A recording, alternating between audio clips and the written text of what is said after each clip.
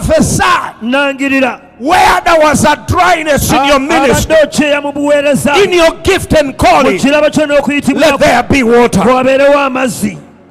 Let there be a flow of the presence of God. And the Bible says water running out on the right side. And the man started to measure. And it took the measurement, it came to a level that it was a river I could not swim. Verse number 5.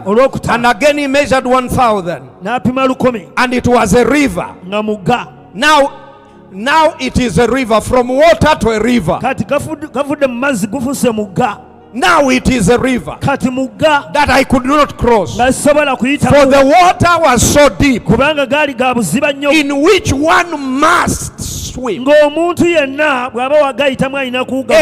that could not be crossed. Let me tell you something, child of God.